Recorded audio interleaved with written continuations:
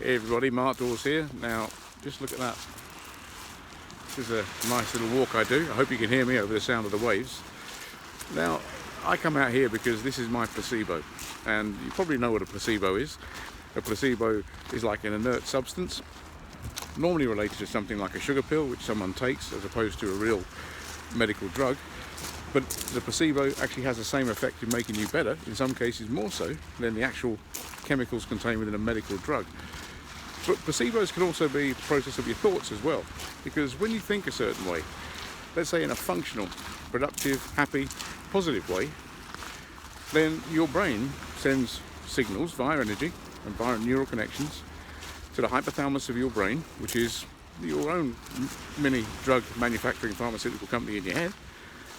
And the hypothalamus produces chemicals consistent with the way you think.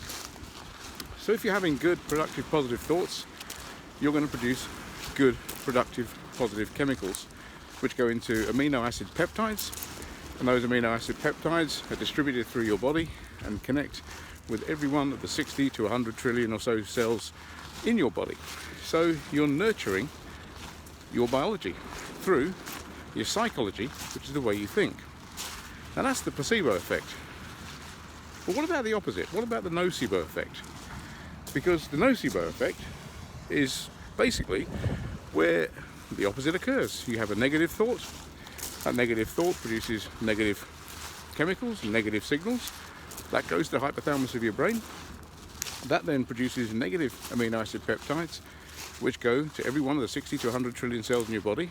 Each of those cells, by the way, doing 6 trillion things a minute or second or something.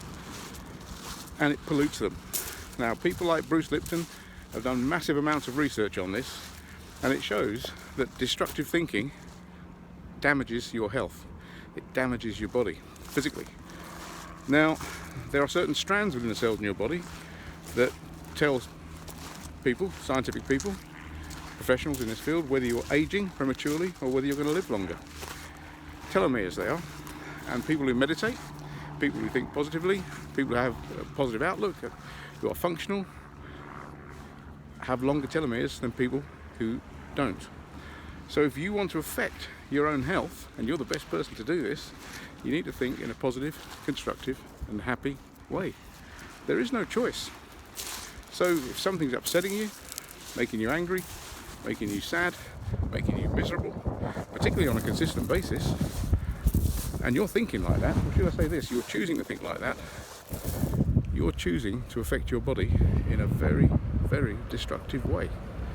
The fact is, and I say this time and time again, so you have to forgive me if I sound boring, but if you don't control your thoughts, then you are a slave to them. You become addicted to them. But you can change your thinking in a heartbeat. It's a choice option. And the more you choose to think a different way, the more the physical networks in your brain change to support that. And that's how you create new habits. So take care, take charge of your life, be responsible and be accountable for the life you live, because it's all in your hands. Now, people believe the kingdom of heaven's up there somewhere and the naughty place is down there. Great Buddhist monks and great theologians know that the kingdom of heaven exists inside you, or nirvana, or paradise, whatever you want to call it. It already exists inside you, and you have the ability to access it. You just got to choose to do it. You have a great day. I'll speak to you soon.